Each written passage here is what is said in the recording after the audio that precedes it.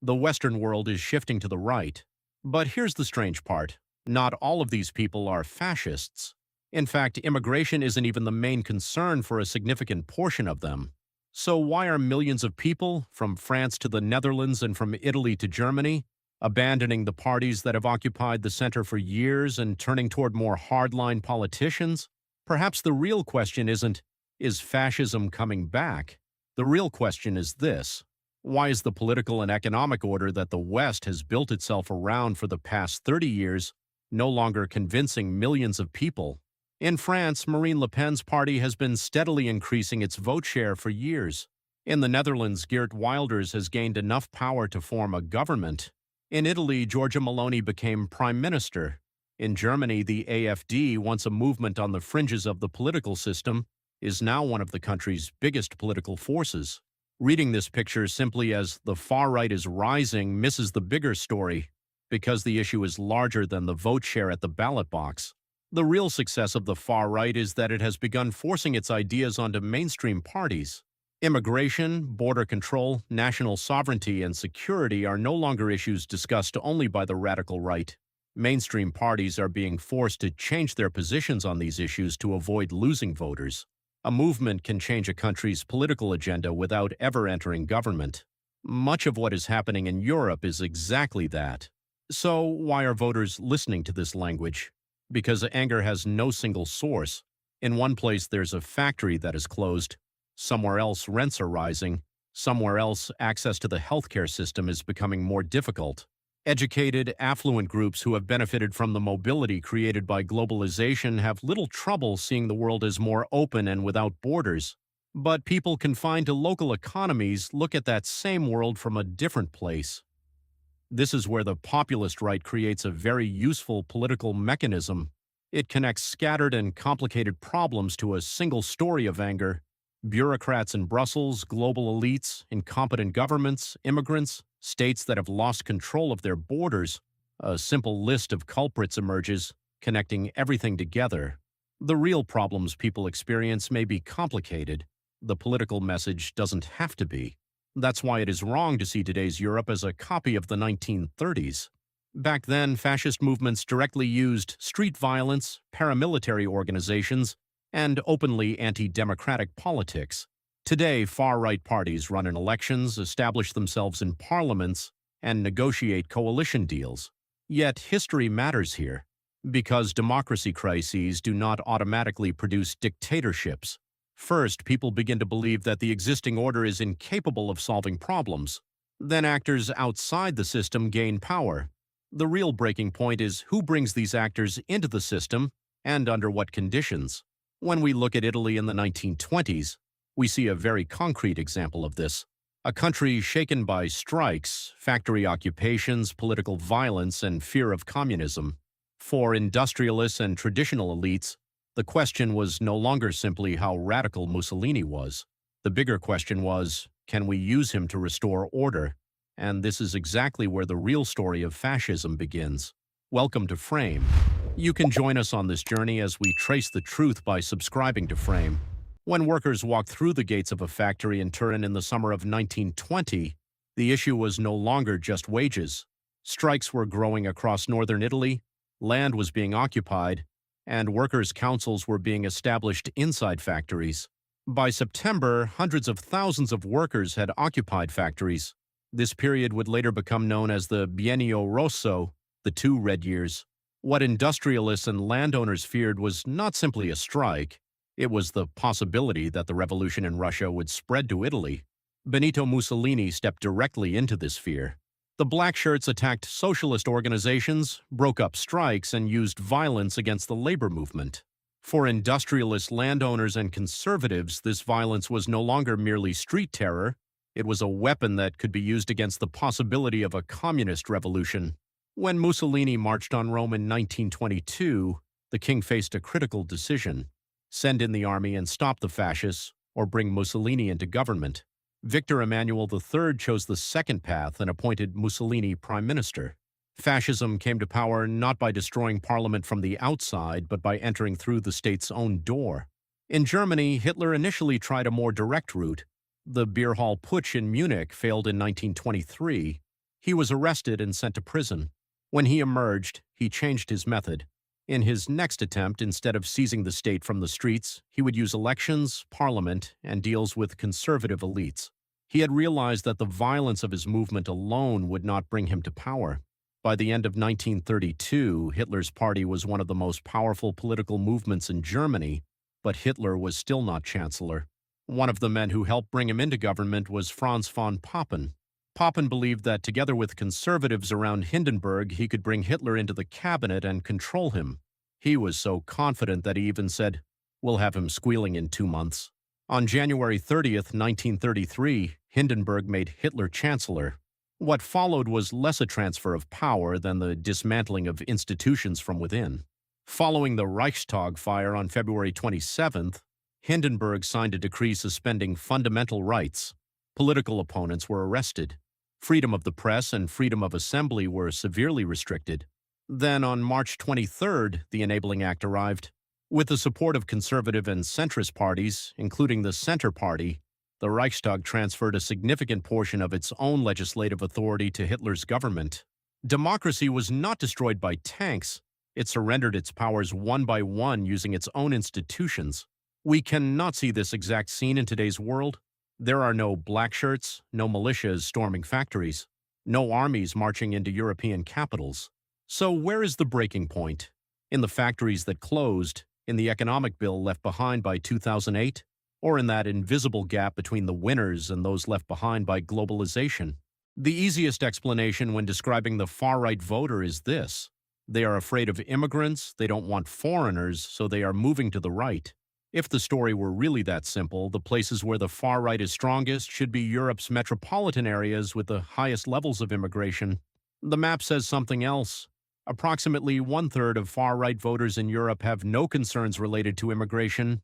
Even among those who are concerned about immigration, the issue is often economic rather than cultural.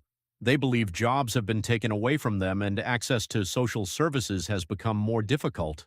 One of the most striking examples in France emerged in 2018. When the government raised fuel taxes, a major backlash erupted, particularly in rural and provincial areas dependent on cars. The Yellow Vest movement quickly spread across the country. The anger was not simply about a few cents added to the price of diesel. It was about an environmental policy made in Paris, directly placing a burden on the life of someone hundreds of miles away from Paris who had to drive to work. You can see the same feeling in a different form in Eastern Germany. Outside Berlin, the gap between the winners and losers of globalization is more visible in former industrial centers. The strength of the AfD in Eastern Germany is rooted not only in the immigration issue, but also in a crisis of trust with the economic and political class. The roots of the problem go back even further. Globalization did not bring the same thing to all of Europe. For educated and mobile middle-class people living in major cities, borders opened. New jobs, new markets, and opportunities to live and work in other countries emerged. The relocation of production created the opposite in some regions. Factories closed, stable jobs declined, and towns that had once been at the center of economic life deteriorated. Then came the cost of the green transition: higher energy prices, pressure to replace cars, taxes on fossil fuels. A cost that is manageable for a high-income urban resident becomes a question of living standards for a rural worker dependent on their car. That's why immigrants are often not the starting point of the anger. They are the target toward which the anger is directed. Because people don't react only when they lose their money. Something else changes when they also lose their job, their status, their neighborhood, and their belief that their children will live better than they did. The issue is no longer what we have. It is what society considers valuable and what it considers worthless. And when this hierarchy begins to change, an economic crisis can turn into a much larger cultural war. In a world where a person cannot afford to pay their rent, how much can you really talk about freedoms? A person who is afraid of losing their job, cannot afford a home, and struggles to access health care will have different political priorities. When you take Maslow's hierarchy of needs out of an academic diagram and bring it into everyday life, the issue becomes simple. Without security, higher-level values are pushed into the background. Human rights, freedoms, and cosmopolitanism do not disappear. They simply change their place in a person's mind. The 2008 crisis changed that order dramatically across Europe. When the financial system collapsed, governments bailed out the banks. The financial system was kept standing with billions of dollars in public support. Then came Europe's debt crisis, followed by fiscal austerity. Public spending was cut, wages were pressured downward, and people were forced to live with less. The state stepped in to prevent the financial system from collapsing. A significant portion of the bill, however, was left on ordinary people. The irony was right there. The losses were socialized, the gains were privatized. The government could find money to prevent a bank from collapsing. At the same time, a person who could not make their mortgage payment could have their home foreclosed. While financial asset prices recovered, the average person's wages did not recover at the same pace. The crisis was not the same for everyone. Some saved their balance sheets, others saved their standard of living, and the problem did not end in 2008. Jobs created in Europe's new economy increasingly split into two extremes: highly paid jobs requiring high levels of education and skill, and low-paid, insecure jobs. The stable working class in the middle shrank. Even if overall inequality figures did not always appear dramatic, this erosion within the middle class was felt much more sharply in everyday life. The political consequence was inevitable. Traditional left-wing parties such as France's Socialist Party, Germany's SPD, or Britain's Labour Party once built working-class politics around wages, factories, unions, and social security.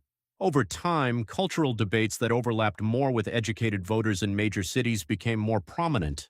Issues of identity, representation, lifestyle, and the environment, which gained importance in universities, media circles, and metropolitan areas, became major political issues. The worker in the factory was asking a different question: why is my paycheck no longer enough? When he couldn't find the answer on the left, he looked somewhere else. Right-wing populists offered him more than just an economic program. They gave his anger a target: technocrats in Brussels, global corporations, political elites, immigrants. Scattered economic anxieties came together in a single political story. In this way, voters who felt excluded from the system began moving away from the parties that had claimed to represent them for years and toward those coming from outside the system. But they still faced an old problem. The faces carrying this anger looked too radical to broad sections of society. Winning a broad centrist electorate with Jean-Marie Le Pen's crude and openly racist language was difficult. The same ideas had to be expressed in a calmer, more civilized, and more acceptable language. The far right was about to change not only what it said, but how it looked. Remember what the far right looked like during Jean-Marie Le Pen's era: open racism, harsh statements toward immigrants, opposition to Europe, and a political language that made no attempt to hide any of it. This image could mobilize a certain voter base, but it also built a thick wall in front of the movement. Radical voters were already convinced. The issue was getting the rest of society to stop seeing the movement as a dangerous fringe. One of Marine Le Pen's major changes began right here. She softened her party's old language, distanced herself from her father's most controversial statements, and presented herself as a more institutional, calmer, more normal politician. The same transformation could also be seen in Giorgia Meloni in Italy and younger figures such as Jordan Bardella in France. The ties changed, the tone of speech changed, the image on television screens changed. The ideas did not all disappear. The packaging changed. Where direct exclusionary language such as "we don't want foreigners" could once be used, the new rhetoric was built from somewhere else. We are protecting women's rights. We are defending a secular way of life. We are protecting Europe's freedoms. Opposition to immigration could now be framed not only through nationalism, but also through a claim to protect liberal values. This was particularly important in the debate over Muslim immigration. The far right could suddenly position itself as the defender of a free Europe. Headscarves, women's rights, LGBT rights, or secularism, issues previously considered part of the left and liberal political sphere, were now placed inside an anti-immigration political framework. Some of the campaigns used by the AfD in Germany show how far this transformation could go.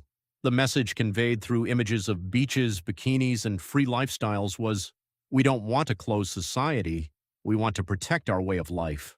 A movement seeking to tighten borders could present itself as the defender of freedom. The political intelligence here was to convince voters not of radical ideas themselves, but of the packaged version of those ideas. A teacher, a small business owner, or a retiree no longer had to think, I'm voting for a racist party. They could explain their vote through protecting borders, women's rights, national sovereignty, or opposition to the existing political establishment. The social acceptance of radical ideas sometimes happens not because the ideas change, but because the person saying them no longer looks radical. The far right was trying to cross exactly this threshold. Suits replaced crude slogans, television appearances replaced shouting rallies, and the language of national sovereignty and protecting liberal values replaced open racism. And when this image change worked, the greatest obstacle facing these movements also disappeared: the fear of power.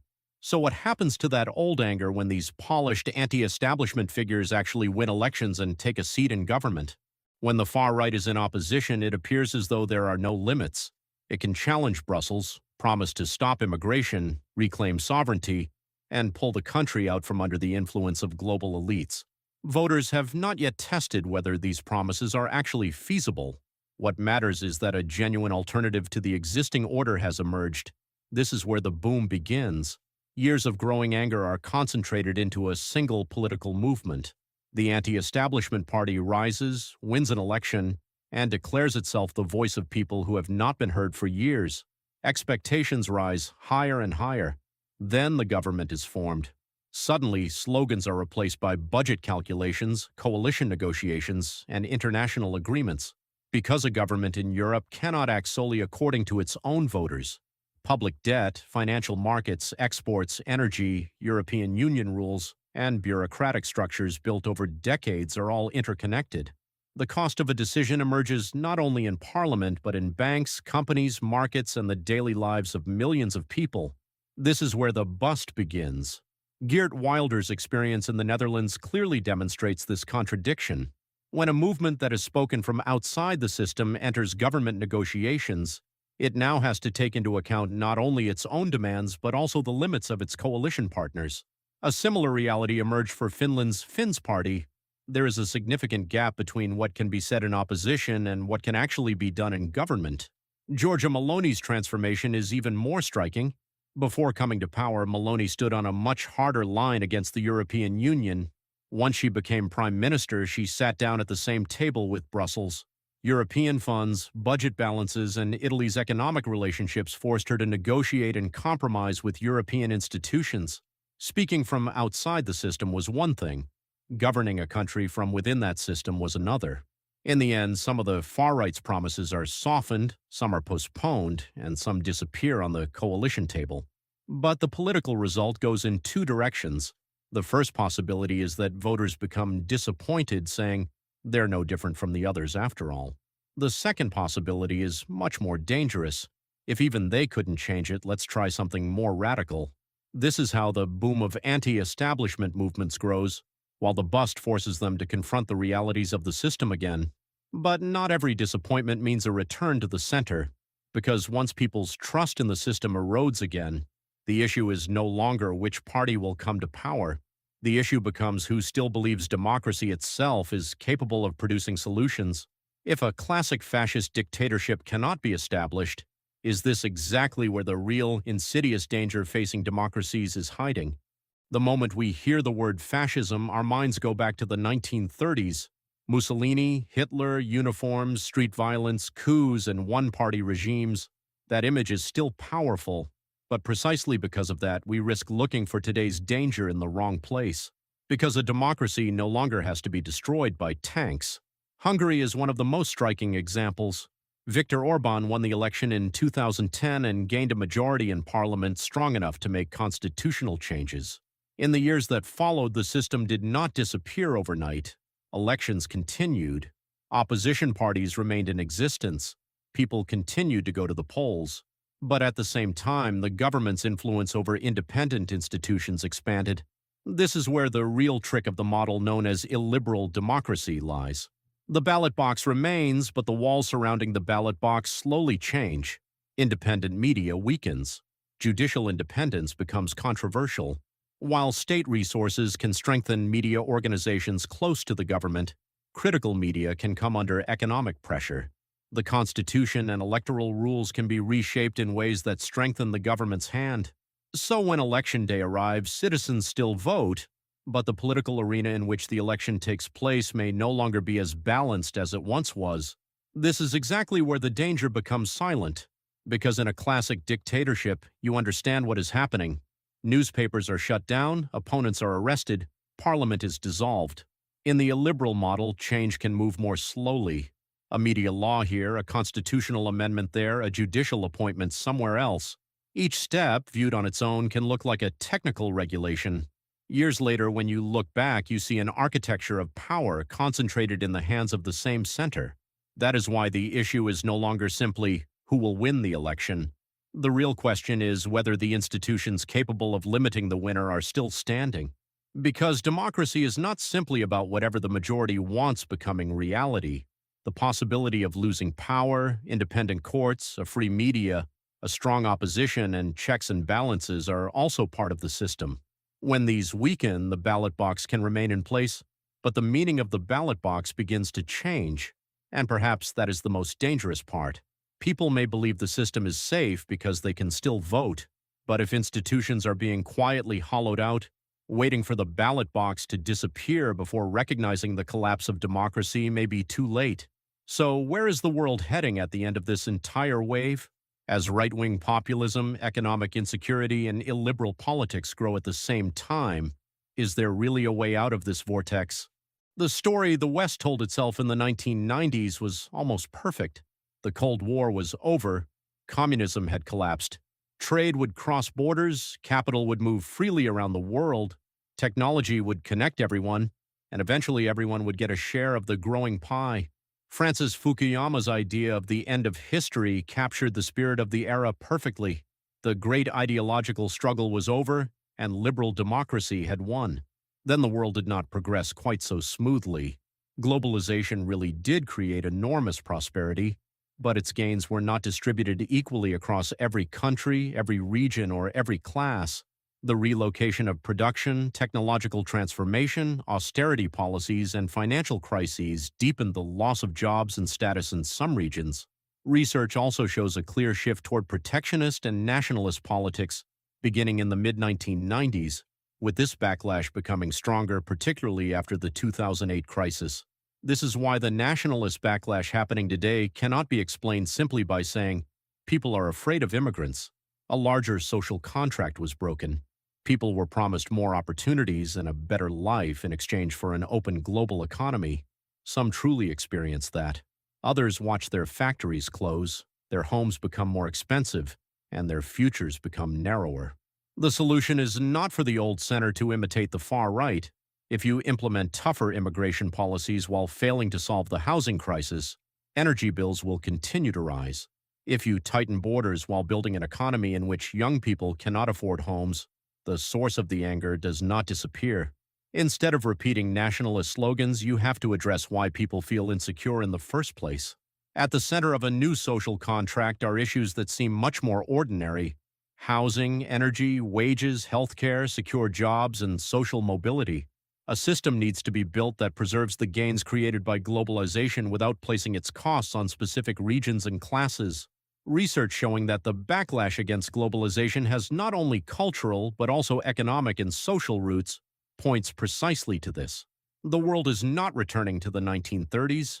The same historical conditions do not exist, the same movements do not exist, and the same institutions do not exist. But another part of the 1990s is now behind us as well. The belief that borders would become increasingly irrelevant, that global integration would automatically generate gains for everyone, and that the liberal order would naturally preserve its own legitimacy. Globalization will not disappear. The world will not return entirely to closed nation-states either. But states are now under far greater pressure to protect their borders, industries, energy security, and social balances. Perhaps the great struggle of the coming era will not be between right and left, not between an open world and a closed world. The real struggle is whether people living inside a global economy will feel like partners in that economy rather than its losers. Because the real lesson of the past 30 years may be this: if you cannot give people a secure future, one day they will stop believing in the future you built.